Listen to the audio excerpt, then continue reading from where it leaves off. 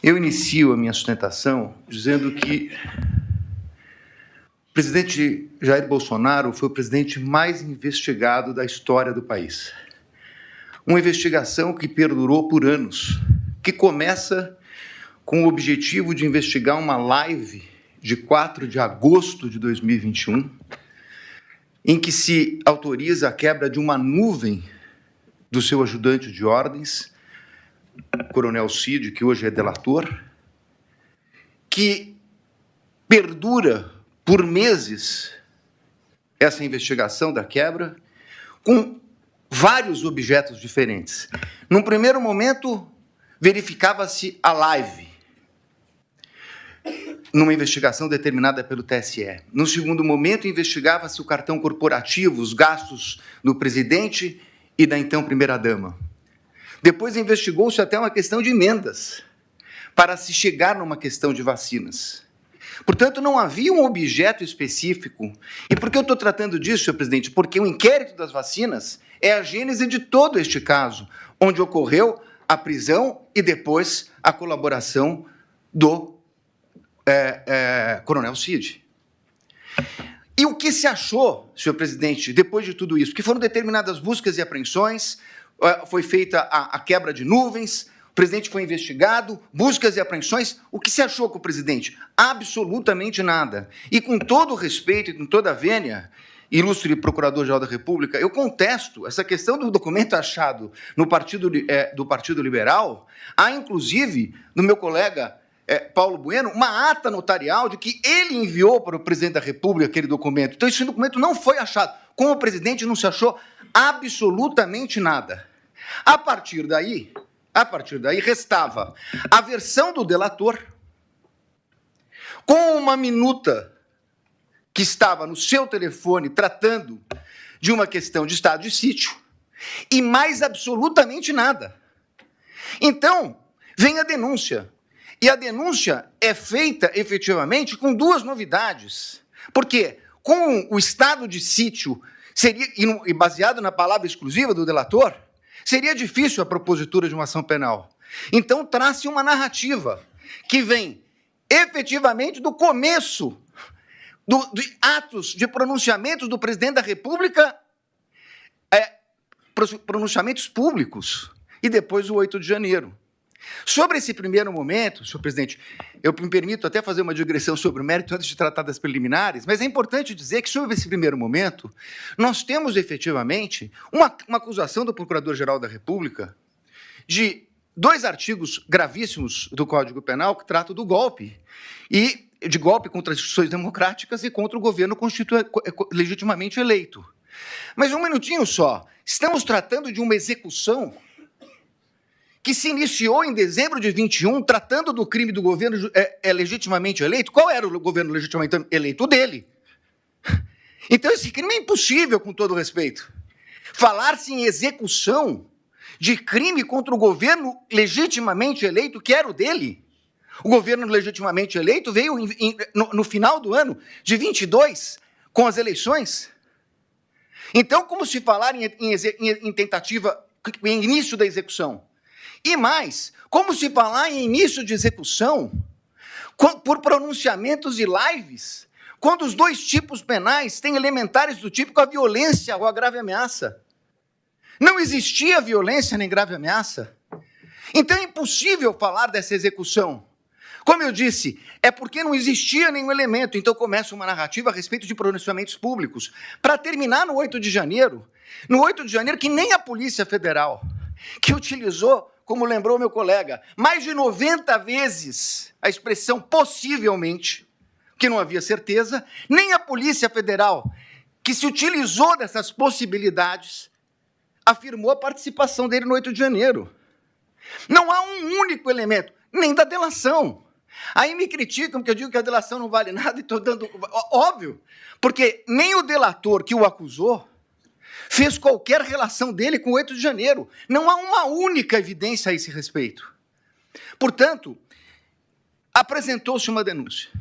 Com essas 2 circunstâncias, e eu não tenho tempo, senhor presidente, tenho que falar rapidamente, mas essa denúncia, quando veio, o ilustre Procurador-Geral da República liberou 8 PETs no dia da apresentação da denúncia. Ele foi intimado, meu cliente, um dia depois. O segundo dia já era prazo. 8 petições, 45 mil documentos. Que até agora, senhor presidente, por Deus que está no céu, eu não sei dizer o que tem esses documentos relacionados com a ação penal.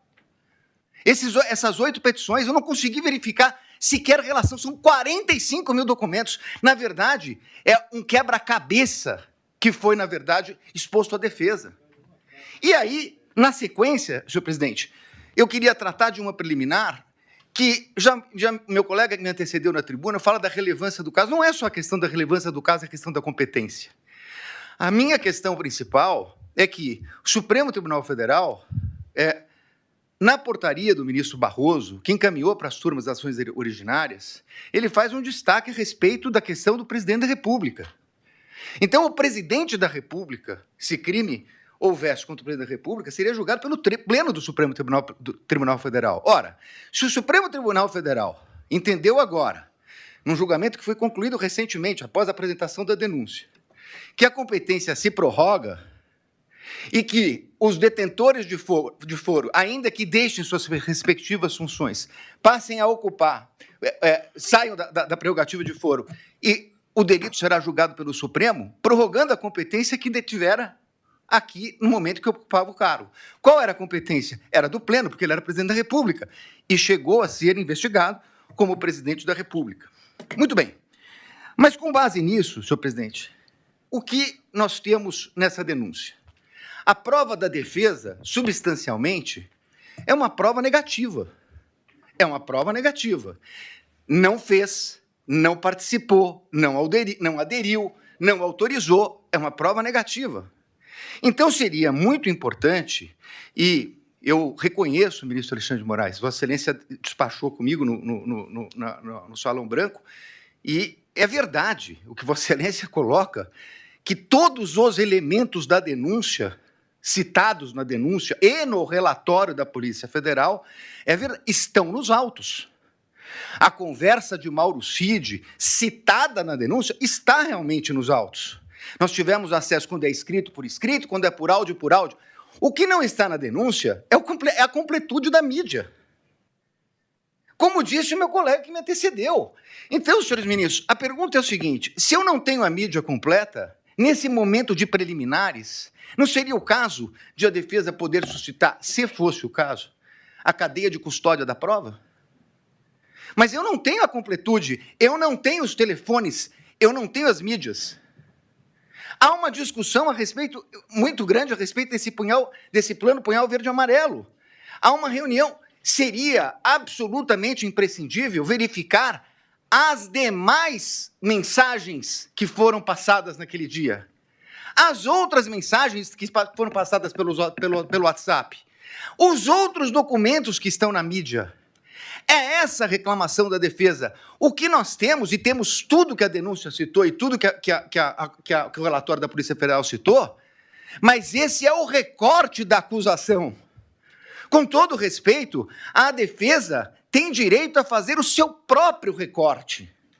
E isso poderia impactar. Eu sei, ministro Flávio Dino, Vossa Excelência já falou aqui em outras sessões de julgamento que eu assisti, que falou hoje, nós não vamos fazer Vossas Excelências não farão um julgamento aprofundado da denúncia. É óbvio, nós estamos falando aqui de um standard mínimo, de uma verificação de possibilidade do recebimento da prova. Mas é evidente que se houvesse uma mensagem comprovando que não há nenhuma relação com o punhal verde e amarelo, teria muita importância para esse momento. Porque nós estamos falando de um recebimento de uma denúncia gravíssima, por fatos gravíssimos, que o presidente da República não tem nenhuma relação com o punhal verde e amarelo, Operação Luneta, com Copa 22 e assim por diante. Então, a verificação das trocas de mensagem, a partir do momento que Correios dizem que falaram com o Comando Militar, que pediram audiência no Planalto ou na Alvorada, que tiveram lá, o que disseram? Isso não consta. É essa a importância de verificar toda a questão. Me encaminhando para o final, senhor presidente, eu gostaria de tratar a questão da delação premiada. E aqui eu queria tratar de duas questões, porque inclusive estão sendo confundidas. Aliás, tudo que fala a defesa na imprensa sai de uma forma um pouco distorcida. O que foi questionado pela defesa, ministro Zanin, é o fato de que o delator rompeu com o acordo quando vazou a delação. E saiu na revista Veja. Diz ele que foi um desabafo.